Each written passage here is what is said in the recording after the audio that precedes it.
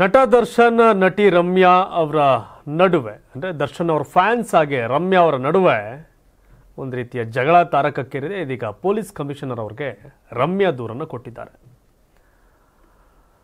ಪವಿತ್ರ ಗೌಡ ಅವರಿಗೆ ಅಶ್ಲೀಲವಾಗಿ ಮೆಸೇಜ್ ಮಾಡಿ ನಂತರ ದರ್ಶನ್ ಟೀಮ್ನಿಂದ ಹತ್ಯೆಯಾದಂತಹ ರೇಣುಕಾಸ್ವಾಮಿ ಪರವಾಗಿ ರಮ್ಯಾ ಅವರು ಒಂದಷ್ಟು ಸ್ಟೇಟ್ಮೆಂಟನ್ನು ಸುಪ್ರೀಂ ಕೋರ್ಟಲ್ಲಿ ಏನಾಯಿತು ಆಗ ಒಂದು ಸ್ಟೇಟ್ಮೆಂಟನ್ನು ಪೋಸ್ಟ್ ಮಾಡಿದರು.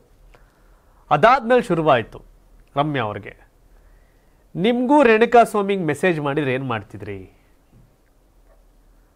ರೇಣುಕಾಸ್ವಾಮಿ ನಿಮಗೂ ಈ ಟೈಪ್ ಮೆಸೇಜ್ ಮಾಡಿದರೆ ಹಿಂಗೆ ಕರೆದಿದ್ರೆ ನೀವೇನು ಮಾಡ್ತಿದ್ರಿ ಅಂತ ಬೌಂಡ್ರಿ ದಾಟಿ ಇನ್ನೂ ಬೇರೆ ಬೇರೆ ಥರ ರಮ್ಯಾ ಅವ್ರ ಬಗ್ಗೆ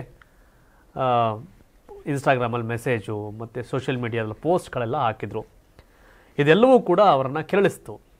ನಮ್ಮ ಕರ್ನಾಟಕ ರಾಜ್ಯದಲ್ಲಿ ಕಳೆದ ವರ್ಷದ ನೀಟ್ ಮತ್ತು ಐಐಟಿ ಜೆಇಇ ಪರೀಕ್ಷೆಯಲ್ಲಿ ಸಾವಿರಾರು ಉಚಿತ ಮೆಡಿಕಲ್ ಹಾಗೂ ಐಐಟಿ ಸೀಟ್ಗಳನ್ನು ನೀಡಿರುವ ನಮ್ಮ ಹೆಮ್ಮೆಯ ಎಕ್ಸೆಲ್ ಅಕಾಡೆಮಿಕ್ಸ್ ವಿದ್ಯಾಸಂಸ್ಥೆಯಾಗಿದೆ. ಒಂದು ವರ್ಷದ ಲಾಂಗ್ ಟರ್ಮ್ ನೀಟ್, ಸಿಇಟಿ ಮತ್ತು ಐಐಟಿ ಜೆಇಇ ದಾಖಲಾತಿ ಪ್ರಾರಂಭವಾಗಿದೆ. ಮೆಡಿಕಲ್ ಅಂದರೆ ಎಕ್ಸೆಲ್, ಎಕ್ಸೆಲ್ ಅಂದರೆ ಮೆಡಿಕಲ್. ದರ್ಶನ್ ಫ್ಯಾನ್ಸ್ ವಾದ ಏನು ಅಂದರೆ, ಪರವಾಗಿ ಮಾತಾಡ್ತೀರಿ, ಯಾರ ಯೋಗ್ಯರ ಪರವಾಗಾರ ಮಾತಾಡಿ, ಅಶ್ಲೀಲವಾಗಿ ಕಾಮೆಂಟ್ ಮಾಡಿದಂಥ ಪರವಾಗಿ ನೀವು ಹೋಗ್ತಿದ್ದೀರಲ್ಲ ಅಂತ. ರೇಣುಕಾಸ್ವಾಮಿ ಅಶ್ಲೀಲವಾಗಿ ಮೆಸೇಜ್ ಮಾಡಿದ್ದು ತಪ್ಪು, ನಂತರ ಆತನನ್ನು ಹತ್ಯೆ ಮಾಡಿದವ್ರದ್ದು ಕೂಡ ತಪ್ಪೆ. ಇದು ಓಪನ್ ಸೀಕ್ರೆಟ್, ಎಲ್ರಿಗೂ ಗೊತ್ತಿರೋದು. ಆದರೆ ದರ್ಶನ್ ಅವ್ರ ಮೇಲೆ ಸಿಟ್ಕೋ ಏನೋ ರೇಣುಕಾಸ್ವಾಮಿ ಅವ್ರ ಪರವಾಗಿ ರಮ್ಯಾ ಅವ್ರು ಕಾಮೆಂಟ್ ಮಾಡಿದ್ರು. ಆದರೆ ರೇಣುಕಾಸ್ವಾಮಿ ಏನು ತಪ್ಪು ಮಾಡಿದ ನಿನ್ನ ಅರಿವು ಇಟ್ಕೊಂಡಿಲ್ಲ, ಅವ್ರು ನ್ಯಾಯ ಸಿಗಬೇಕು ಅನ್ನೋ ದಾಟಿಯ ಕಾಮೆಂಟ್ ಆಗಿತ್ತು. ಏನು ರೇಣುಕಾಸ್ವಾಮಿ ಮೆಸೇಜ್ ಮಾಡಿದ್ರು, ರೇಣುಕಾಸ್ವಾಮಿ ಏನು ಮೆಸೇಜ್ ಮಾಡಿದ್ದ ಯಾರ ಬಗ್ಗೆ, ಪವಿತ್ರ ಗೌಡಗೆ, ಆ ಟೈಪ್ ಮೆಸೇಜ್ಗಳೇ ರಮ್ಯಾ ಅವ್ರು ಬರೋಕ್ಕೆ ಶುರುವಾಯಿತು.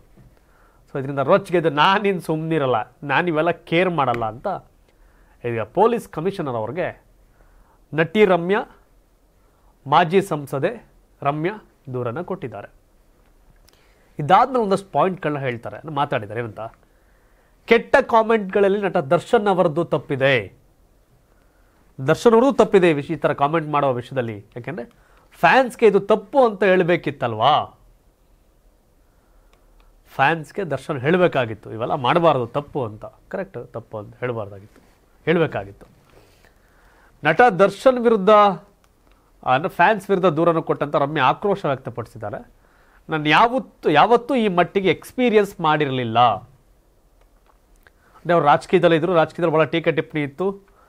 ಅವ್ರನ್ನ ಆಗ ಡೌರಾಣಿ ಹಂಗೆ ಹಿಂಗೆ ಎಲ್ಲ ಟ್ರೋಲ್ ಮಾಡಿ ಬಿಸಾಕ್ತಿದ್ರು ರಮ್ಯಾ ಅವ್ರನ್ನ. JDS ಕಾರ್ಯಕರ್ತರು ಕೂಡ, ಯಾಕಂದರೆ ಬಿಕಾಸ್ ಆಫ್ ಇವರು ಕಾಂಗ್ರೆಸ್ಸಿಂದ 6 ತಿಂಗಳು MP ಆಗಿದ್ರು, ಆಮೇಲೆ ಸೋತರು ಮಂಡ್ಯದಲ್ಲಿ. ಸೊ ಆಗೊಂದು ಸಂಘರ್ಷ ಇತ್ತು JDSಗೂ ಮತ್ತು ಇವ್ರಿಗೂ. ಸೊ ಅವತ್ತು ನಾನು ಇಷ್ಟೊಂದು ಎಕ್ಸ್ಪೀರಿಯನ್ಸ್ ಮಾಡಿರಲಿಲ್ಲ ಅಂತ. ಅಂದರೆ ಯಾವತ್ತೂ ಈ ಥರ ಎಕ್ಸ್ಪೀರಿಯನ್ಸ್ ಮಾಡಿರಲಿಲ್ಲ. ನನಗೆ ಈ ರೀತಿಯಾಗಿ ಕೆಟ್ಟ ಕಾಮೆಂಟ್ ಕಳಿಸಿದ್ದಾರೆ ಅಂದರೆ ಸಾಮಾನ್ಯ ಹೆಣ್ಣು ಮಕ್ಕಳಿಗೆ ಯಾವ ರೀತಿಯಾಗಿ ಮೆಸೇಜ್ ಮಾಡಬಹುದು, ಇಷ್ಟು ಕೀಳುಮಟ್ಟಕ್ಕೆ ಬಂದಿದ್ದಾರೆ ಅಂದರೆ ನನಗೆ ನಿಜಕ್ಕೂ ಬೇಜಾರಾಯಿತು. ಇದನ್ನು ಸುಮ್ಮನೆ ಬಿಡಬಾರ್ದು ಅಂತ ನಾನು ಇವತ್ತು ದೂರನ್ನು ಕೊಟ್ಟಿದ್ದೇನೆ. ಕಮಿಷನರ್ ಕಚೇರಿಗೆ ಬಂದು ಕಂಪ್ಲೇಂಟ್ ಕೊಟ್ಟಂತಹ ರಮ್ಯಾ ಅವರು ಹೇಳಿದಂಥ ಮಾತು. ಆದಷ್ಟು ಬೇಗ ಕ್ರಮ ತೆಗೆದುಕೊಳ್ಳೋದಾಗಿ ಕಮಿಷನರ್ ನನಗೆ ಭರವಸೆಯನ್ನು ಕೊಟ್ಟಿದ್ದಾರೆ. ಎಲ್ಲ ಹೆಣ್ಣು ಮಕ್ಕಳಿಗೋಸ್ಕರ ನಾನು ಕಂಪ್ಲೇಂಟ್ ಮಾಡಿದ್ದೇನೆ. ನಮ್ಮೆಲ್ಲರಿಗೂ ಜಸ್ಟಿಸ್ ಸಿಗಲಿ ಅಂತ ಬಯಸುತ್ತೇನೆ. ರೇಣುಕಾಸ್ವಾಮಿಗೂ ಡಿ-ಬಾಸ್ ಫ್ಯಾನ್ಸ್ಗೂ ಏನು ವ್ಯತ್ಯಾಸ ಅಂತ ಕೇಳ್ತಾರೆ. ರೇಣುಕಾಸ್ವಾಮಿ ಡಿ-ಬಾಸ್ ಫ್ಯಾನ್ಸ್ಗೂ ವ್ಯತ್ಯಾಸ ಇಲ್ಲ ಅನ್ನುವಂಥ ರಮ್ಯಾ ಅವರು ಇದೇ ರೇಣುಕಾಸ್ವಾಮಿ ಪರವಾಗಿ ಕಾಮೆಂಟ್ ಮಾಡ್ತಾರೆ. ರೇಣುಕಾಸ್ವಾಮಿಗೂ ಡಿ-ಬಾಸ್ ಫ್ಯಾನ್ಸ್ಗೂ ಏನು ವ್ಯತ್ಯಾಸ? ಯಾಕೆಂದರೆ ರೇಣುಕಾಸ್ವಾಮಿ ಅಶ್ಲೀಲವಾಗಿ ಪವಿತ್ರ ಗೌಡ ಅವ್ರಿಗೆ ಬ್ಯಾಕ್ ಟು ಬ್ಯಾಕ್ ಮೆಸೇಜ್ ಮಾಡಿ ಅಷ್ಟು ಕೊಡ್ತೀನಿ ಬಾ ಇಷ್ಟು ಕೊಡ್ತೀನಿ ಬಾ ಅಂತ ಕರೆದಂಥ ಸನ್ನಿವೇಶಕ್ಕಾದಂಥ ಮರ್ಡರ್ ಇದು. ಆ ವ್ಯಕ್ತಿಯ ಪರವಾಗಿ ಇವ್ರು ಕಾಮೆಂಟ್ ಮಾಡಿರ್ತಾರೆ. ಕೆಟ್ಟ ಕಾಮೆಂಟ್ ಮಾಡಿದಂಥ ಫ್ಯಾನ್ಸ್ ಮೇಲೆ ನಟಿ ರಮ್ಯಾ ವಾರ್.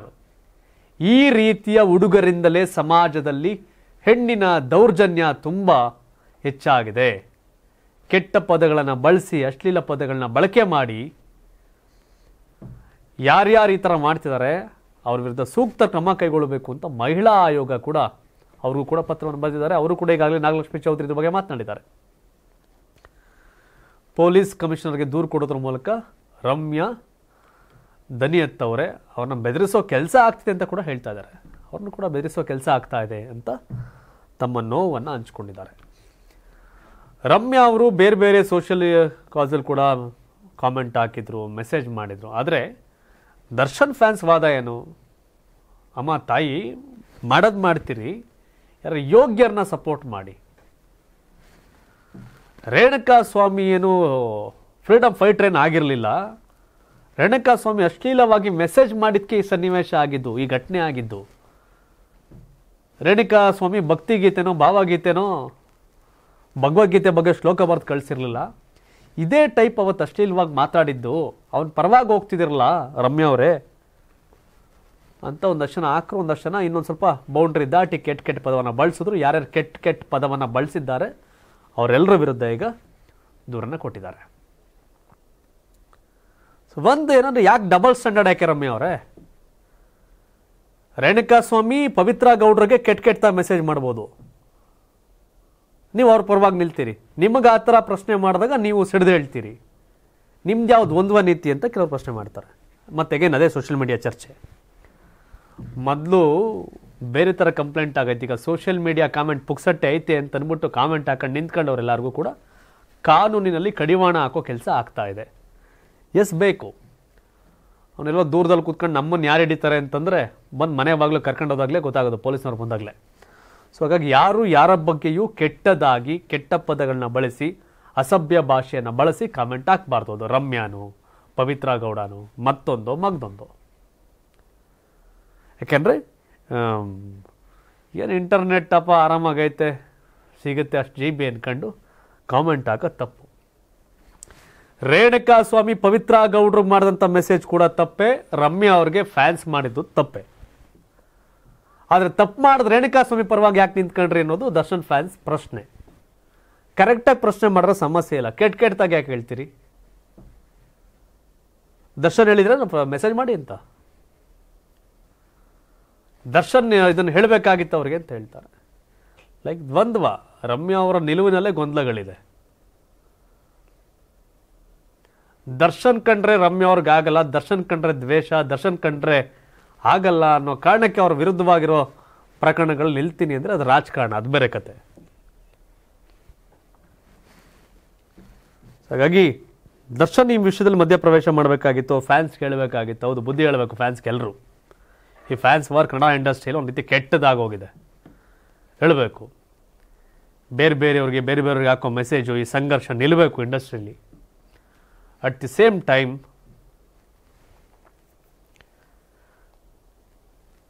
ರೇಣುಕಾ ಸ್ವಾಮಿ ವಿಚಾರದಲ್ಲಿ ರಮ್ಯಾ ಮಧ್ಯಪ್ರವೇಶ ಮಾಡಿಲ್ಲ ಅಂದರೆ ಇಷ್ಟೆಲ್ಲ ಆಗ್ತಿರ್ಲಿಲ್ಲ ಅಂತ ಅಲ್ಲ. ರೇಣುಕಾ ಸ್ವಾಮಿ ಫ್ರೀಡಮ್ ಫೈಟರು ಮತ್ತೊಂದು ಹೋರಾಟಗಾರನೋ ಆಗಿದ್ರೆ ಆಗ ಪರವಾಗಿ ನಿಲ್ಲೋದ್ರಲ್ಲಿ ಅರ್ಥ ಇರೋದು. ಇದೇ ರೀತಿ ಪವಿತ್ರ ಗೌಡ ಅವ್ರಿಗೆ ಭಾಳ ದಿನ ಬಿಟ್ಟು ಬಿಡ್ದಂಗೆ ಕಾಡಿ ಕೆಟ್ಟದಾಗಿ ಮೆಸೇಜ್ ಮಾಡಿ ಆ ಹೆಣ್ಮಗುಗೆ ಕೊಡಬಾರ್ದು ತೊಂದರೆ ಕೊಟ್ಟ ಕಾರಣ, ಮೆಸೇಜಲ್ಲಿ ಮಾನಸಿಕ ಹಿಂಸೆ ಕೊಟ್ಟ ಕಾರಣ ಈ ಘಟನೆಗಳು ನಡೀತು. ಕಾನೂನಾತ್ಮಕವಾಗಿ ದರ್ಶನ್ ಟೀಮ್ ಮಾಡಿದ ತಪ್ಪು. ಕಾನೂನು ಪ್ರಕಾರ ರೇಣುಕಾ ಸ್ವಾಮಿ ಮಾಡಿದ್ದು ಕೂಡ ತಪ್ಪು. ದರ್ಶನ್ ಫ್ಯಾನ್ಸ್ ಮಾಡ್ತಿರೋ ಸರಿ ಇಲ್ಲ ಅಂತ ರಮ್ಯಾ ಅವ್ರು ಹೇಳುವುದಾದರೆ ಸರಿ ಇಲ್ಲ. ಹೌದು, ರೇಣುಕಾ ಸ್ವಾಮಿ ಮಾಡಿದ್ದು ಸರಿ ಇಲ್ಲ. ತಪ್ಪು ಮಾಡಿರೋ ರೇಣುಕಾ ಸ್ವಾಮಿ ಇವತ್ತು ಬದುಕಿಲ್ಲ. ಆದರೆ ಅದೇ ರೇಣುಕಾ ಸ್ವಾಮಿ ಸಪೋರ್ಟ್ ಮಾಡಕ್ಕೆ ಹೋಗಿ ತಾವೇನು ಸಮರ್ಥನೆ ಮಾಡ್ಕೊತಿದ್ದೀರಿ ರಮ್ಯಾ ಅವರೇ ಅಂತಾನೆ ಪ್ರಶ್ನೆ. ಇಲ್ಲ, ದರ್ಶನ್ ಫ್ಯಾನ್ಸ್ ಯಾಕೆ ಬರ್ತಿದ್ದಾರೆ ಅಲ್ಲಿ ಮಧ್ಯ? ದ್ವಂದ್ವ ಯಾಕೆ? ನಿಮ್ಮ ಪರ ನೀವು ರೇಣುಕಾ ಸ್ವಾಮಿ ಪರ ಅನ್ನೋದಕ್ಕಿಂತ ರಮ್ಯಾ ಅವರೇ ನೀವು ದರ್ಶನ್ ವಿರೋಧಿ ಅನ್ನೋದೇ ಈ ಓವರಾಲ್ ಸರ್ಕಸ್ನ ಲೆಕ್ಕಾಚಾರ ಔಟ್ಪುಟ್ಟು. ದರ್ಶನ್ನ ವಿರೋಧ ಮಾಡೋ ಕಾರಣಕ್ಕೆ, ದರ್ಶನ್ ವಿರುದ್ಧವಾಗಿ ನಿಲ್ಲೋ ಕಾರಣಕ್ಕೆ ರೇಣುಕಾ ಸ್ವಾಮಿಗೆ ಸಪೋರ್ಟ್ ಮಾಡ್ತಾರೆ. ರೇಣುಕಾ ಸ್ವಾಮಿ ಯಾರು?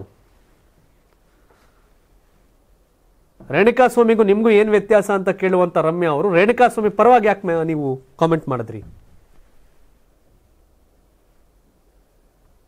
ರೇಣುಕಾ ಸ್ವಾಮಿಯ ಮೆಸೇಜ್ ಮಾಡಿದ ತಪ್ಪು, ರೇಣುಕಾ ಸ್ವಾಮಿ ಅವ್ರನ್ನ ಹತ್ಯೆ ಮಾಡಿದ ತಪ್ಪು. ಆ ಎರಡು ತಪ್ಪುಗಳ ನಡುವಿನ ಸಂಘರ್ಷ ಇತ್ತು. ನೀವು ನನ್ನ ಕಾಮೆಂಟ್ ಎಲ್ಲ ಹಾಕ್ಲಿ ಅನ್ನೋ ಕಾರಣಕ್ಕೆ ನೀವು ಕಾಮೆಂಟ್ ಹಾಕಿದ್ರೆ ಇವೆಲ್ಲ ಇಲ್ಲಿವರೆಗೆ ಬಂತು ಮತ್ತೆ ಅಗೇನ್. ಹಾಗಾಗಿ ಹಿಂದೆ ಸಿನಿಮಾ ಇಂಡಸ್ಟ್ರಿ ತೆಗೆದು ಹಿಂಗೆ ತಿರ್ಗಿ ನೋಡಿದಾಗ ರಮ್ಯಾ ಅವ್ರ ಕಾಂಟ್ರವರ್ಸಿಗಳಲ್ಲೇ ಹೆಚ್ಚು ಮಧ್ಯ ಬರೋದು. ಕಾಂಟ್ರವರ್ಸಿ ಎಲ್ಲಿರುತ್ತೆ? ರಮ್ಯಾ ಅಲ್ಲಿರುತ್ತೆ, ಅಲ್ಲಿ ಕಾಂಟ್ರವರ್ಸಿ ಇದ್ದೇ ಇರುತ್ತೆ. ನಾವು ರಮ್ಯಾ ಅವ್ರ ಥರ stand with Darshan, stand with Renuka Swamy, never ever. ಸರಿ ಇದ್ರೆ ಸರಿ, ತಪ್ಪಿದ್ರೆ ತಪ್ಪು. ರೇಣುಕಾ ಸ್ವಾಮಿ ಪವಿತ್ರ ಗೌಡ ಅವ್ರಿಗೆ ಮೆಸೇಜ್ ಮಾಡಿದ ತಪ್ಪು. ರೇಣುಕಾ ಸ್ವಾಮಿಯನ್ನು ಹತ್ಯೆ ಮಾಡಿದ್ದು ದರ್ಶನ್ ಟೀಮ್ ತಪ್ಪು.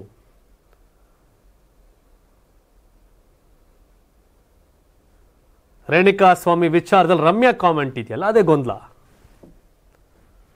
ದರ್ಶನ್ ಮೇಲಿನ ಸಿಟ್ಟಿಗೆ, ದರ್ಶನ್ ಮೇಲಿರೋ ಬೇಜಾರಿಗೆ, ದರ್ಶನ್ ಮೇಲಿರೋ ಹಸಿಯೋಗ ಮತ್ತೊಂದಕ್ಕೂ ಏನೋ ಕತೆ ಕಾಮೆಂಟ್ ಹಾಕಿದ್ರಿ ನೀವು, ರೇಣುಕಾ ಸ್ವಾಮಿಗೆ ನ್ಯಾಯ ಸಿಗುತ್ತೆ ಅಂತ. ಆದರೆ ಆ ರೇಣುಕಾ ಸ್ವಾಮಿ ಯಾರು ಅಂತ ನೋಡಲಿಲ್ಲ ರಮ್ಯಾ ಅವರು. ಹಾಗಾಗಿ ಇದೊಂಥರ ಅಶ್ಲೀಲ, ಅಸಹ್ಯ, ಅಜ್ಞಾನಿಗಳ ಪರಮಾವಧಿಯ ಲೆಕ್ಕಾಚಾರ ಇದು. ಹಾಗಾಗಿ ಒಂಥರ ಏನು ಇದರಿಂದ ನಾಲ್ಕಾಣಿ ಉಪಯೋಗ ಏನಿಲ್ಲ. ಈಗ ಈ ಪ್ರಕರಣಗಳಿಂದ ನಾಲ್ಕಾಣಿ ಪ್ರಯೋಜನ ಇಲ್ಲ, ನೋ ಯೂಸ್. ಆದರೆ ರಮ್ಯಾ ಸಿನಿಮಾ ಮಾಡಿದ್ರೆ ಇಷ್ಟೊಂದು ಸುದ್ದಿ ಆಗ್ತಿದ್ರೋ ಇಲ್ವೋ, ಇದರಲ್ಲಿ ಸುದ್ದಿ ಆಗಿದ್ದಾರೆ. ಸಿನಿಮಾ ಮಾಡಿದ್ರೆ ಇಷ್ಟೊಂದು ರಿವ್ಯೂ ಬರ್ತಿತ್ತೋ ಕ್ಯಾರಿ ಮಾಡ್ತಿರೋ ಮೀಡಿಯಾದವರು ಕ್ಯಾರಿ ಮಾಡ್ತಾ ಇದ್ದಾರೆ. ರಮ್ಯಾ ಬೇರೆ ವಿಷಯ ಮಾತಾಡಿದ್ರೆ ಚರ್ಚೆನೇ ಆಗ್ತಿರಲಿಲ್ಲ. ರಮ್ಯಾ ದರ್ಶನ್ ಅವ್ರ ಬಗ್ಗೆ ಮಾತಾಡೋಕ್ಕೆ ಇಷ್ಟೊಂದು ಚರ್ಚೆ ಆಗ್ತಿರೋದು, ರಮ್ಯಾ ದರ್ಶನ್ ಫ್ಯಾನ್ಸ್ ನಡುವಿನ ಸಂಘರ್ಷಕ್ಕೆ ಇಷ್ಟೊಂದು ಚರ್ಚೆ ಆಗ್ತಿರೋದು. ರಮ್ಯಾ ರಾಜಕಾರಣದಲ್ಲಿ, ರಮ್ಯಾ ಸಿನಿಮಾದಲ್ಲಿ ಮುಗಿದು ಹೋದ ಅಧ್ಯಾಯ. ದೊಡ್ಡ ಮಟ್ಟಕ್ಕೆ ಮತ್ತೊಂದೇನೋ ಸ್ಟಾರ ಕಟೌಟ್ ಹಾಕೊಂಡು ಬರುವಂಥ ದಿನಗಳು ಮುಗೀತು. ಆದರೆ ರೇಣುಕಾ ಸ್ವಾಮಿ ಪ್ರಕರಣವನ್ನು ಹೊರತುಪಡಿಸಿ ಬೇರೆ ಯಾವುದೇ ಪ್ರಕರಣದಲ್ಲಿ ಎಂಟ್ರಿ ಆಗಿದ್ರೆ ಅದು ಬೇರೆ ಥರನೇ ಇರೋದೇನು. ರೇಣುಕಾ ಸ್ವಾಮಿ ಪರವಾಗಿ ರಮ್ಯಾ ಕಾಮೆಂಟ್ ಅನ್ನೋದಕ್ಕಿಂತ ರಮ್ಯಾ ರೇಣುಕಾ ಸ್ವಾಮಿ ನ್ಯಾಯ ಸಿಗತ್ತೆ ಅನ್ನೋ ದಾಟಿಯಲ್ಲಿ ದರ್ಶನ್ ಅವ್ರ ವಿರುದ್ಧ ಏನೋ ಕಾಮೆಂಟ್ ಹಾಕಿ ಖುಷಿ ಪಟ್ಟಂಗಿತ್ತು. ಆ ಖುಷಿ ಈ ಮಟ್ಟಿಗಿನ ಕಸಿವಿಸಿ, ಹೋರಾಟ, ಕಂಪ್ಲೇಂಟು ಎಲ್ಲದಕ್ಕೂ ಬಂದು ನಿಂತಿದೆ. ಹೌದು, ದರ್ಶನ್ ಅವ್ರ ಫ್ಯಾನ್ಸ್ ಇರ್ಬೋದು, ಮತ್ತೊಬ್ಬರು ಮಗದೊಬ್ಬರು, ಹೆಣ್ಮಕ್ಳಿಗೋ ಗಂಡು ಮಕ್ಳಿಗೋ, ಏನು ಹೆಣ್ಮಕ್ಳಿಗೆ ನೋವಾಗೋದು ಗಂಡು ಮಕ್ಳಿಗೆ ನೋವಾಗಲ್ವೇನು? ಎಷ್ಟು ಜನ ಸಿದ್ದರಾಮಯ್ಯವ್ರಿಗೆ, ಡಿ ಕೆ ಶಿವಕುಮಾರ್ಗೆ, ನರೇಂದ್ರ ಮೋದಿಗೆ, ರಾಹುಲ್ ಗಾಂಧಿ ಅವ್ರಿಗೆ ಎಷ್ಟು ಜನಕ್ಕೆ ಅಸಹ್ಯ ಪರಮಾವಧಿ ಹೋಗಿದೆ. ಎಲ್ರಿಗೂ ಒಂದೇ ಕಾನೂನು, ಎಲ್ರಿಗೂ ಇದೇ ಅಪ್ಲೈ ಆಗುತ್ತೆ. ಯಾರ್ಯಾರು ಕಾಮೆಂಟ್ ಮಾಡ್ತೀರಿ ನೋಡಿ ಮಾಡ್ಬೇಕು. ಅದು ಯಾರ ಬಗ್ಗೆನೇ ಆಗಲಿ, ಮೋದಿಯವ್ರ ಬಗ್ಗೆನೋ, ಸಿದ್ದರಾಮಯ್ಯವ್ರ ಬಗ್ಗೆನೋ, ರಾಹುಲ್ ಗಾಂಧಿಯವ್ರ ಬಗ್ಗೆನೋ, ಮತ್ತೊಬ್ಬರ ಬಗ್ಗೆನೋ, ಅದಾಗಬೇಕು. ಹಾಗಾಗಿ ರಮ್ಯಾ ಪ್ರಕರಣ ಮುಂದುವರಿಯುತ್ತೆ. ಕಾಮೆಂಟ್ ಕೆಡ್ತಾ ಕಾಮೆಂಟ್ ಮಾಡಿದ್ರು ಅನುಭವಿಸ್ತಾರೆ ಅಷ್ಟೇ. ನಾನು ಬೆಲೆನೂ ಅಲ್ವಲ್ಲ. ಹಾಗಾಗಿ ಯಾರೇ ಕಾಮೆಂಟ್ ಆಗಿ ಯಾರ ಬಗ್ಗೆನೇ ಟೀಕೆ ಟಿಪ್ಪಣಿ ಮಾಡಿ ಒಂದು ಬೌಂಡ್ರಿ ಇರಲಿ. ಅದನ್ನು ಮೀರಿ ಸೊಂಟದ ಕಡೆಗಿನ ಪದ ಬಳಕೆ ಮಾಡಿ ಅಮ್ಮ, ಅಕ್ಕ, ಅವ್ವ, ಅವರು ಇವರು ಎಲ್ಲರನ್ನ ಬೀದಿ ಕರೆಯೋದಕ್ಕಿಂತ ಸಭ್ಯ ಭಾಷೆಯನ್ನು ಬಳಸಿ ಟೀಕೆ ಮಾಡಿ, ಅದರಲ್ಲೂ ಒಂದು ಖುಷಿ ಇರುತ್ತೆ. ಟೀಕೆ ಟಿಪ್ಪಣಿ ಮಾಡಲೇಬೇಕು. ಅಯ್ಯೋ ದೇವರೇ, ಟೀಕೆ ಟಿಪ್ಪಣಿ ಇಲ್ಲದೆ ಇನ್ನೇನು. ಕೆಲವ್ರು ನಾವು ಆ ಬ್ರಹ್ಮ ಈ ಬ್ರಹ್ಮ ಅಂತಾರೆ, ಫುಲ್ಲು ಮೋಟಿವೇಶನ್ ಸ್ಪೀಕರ್ಗಳು. ಒಂದು ಸ್ವಲ್ಪ ಮಾತಾಡಿದ್ರೆ ಕೇಸ್ ಹಾಕೊಂಡು ನಿಂತಿರ್ತಾರೆ. ಇರಲಿ, ನೀವು ತಾವೇನು ಹೇಳ್ತೀರಿ ರಮ್ಯಾ ಅವರು ಹಾಗೆ ದರ್ಶನ್ ಫ್ಯಾನ್ಸ್ ನಡುವಿನ ಸಂಘರ್ಷದ ಬಗ್ಗೆ ಕಾಮೆಂಟ್ ಮಾಡಿ. ನಮ್ಮ ಕರ್ನಾಟಕ ರಾಜ್ಯದಲ್ಲಿ ಕಳೆದ ವರ್ಷದ ನೀಟ್ ಮತ್ತು ಐಐಟಿ ಜೆಇಇ ಪರೀಕ್ಷೆಯಲ್ಲಿ ಸಾವಿರಾರು ಉಚಿತ ಮೆಡಿಕಲ್ ಹಾಗೂ ಐಐಟಿ ಸೀಟ್ಗಳನ್ನು ನೀಡಿರುವ ನಮ್ಮ ಹೆಮ್ಮೆಯ ಎಕ್ಸೆಲ್ ಅಕಾಡೆಮಿಕ್ಸ್ ವಿದ್ಯಾಸಂಸ್ಥೆಯಾಗಿದೆ. ಒಂದು ವರ್ಷದ ಲಾಂಗ್ ಟರ್ಮ್ ನೀಟ್, ಸಿಇಟಿ ಮತ್ತು ಐಐಟಿ ಜೆಇಇ ದಾಖಲಾತಿ ಪ್ರಾರಂಭವಾಗಿದೆ. ಮೆಡಿಕಲ್ ಅಂದರೆ ಎಕ್ಸೆಲ್, ಎಕ್ಸೆಲ್ ಅಂದ್ರೆ ಮೆಡಿಕಲ್. ನಾನು 86 kg ಇದ್ದವಳು 71 kg ಬಂದಿದ್ದೀನಿ. ವಯಸ್ಸಾದ್ಮೇಲೆ ಸ್ಮಾರ್ಟ್ ಆಗಿ ಕಾಣ್ತೀರಾ ಅಂದ್ರೆ ಜಿನ್ನಿ. 126 kg ವೇಟ್ ಇದ್ದು ನಾವು ಈಗ 114 kg ಲೆಕ್ಕ ಬಂದಿದ್ದೀವಿ. ಯಾವುದೇ ಸೈಡ್ ಎಫೆಕ್ಟ್ ಆಗಿಲ್ಲ. 84 ರಿಂದ 50 kg ಬಂದೆ. ಆಮೇಲೆ ಸಣ್ಣಗೆ ಫಿಟ್ ಆಗಿದ್ದೀನಿ. ಅದಕ್ಕೆ ನಾನು ಯೂಸ್ ಮಾಡ್ತಾ ಇರೋದು ಜೀನಿ ಸ್ಲಿಮ್.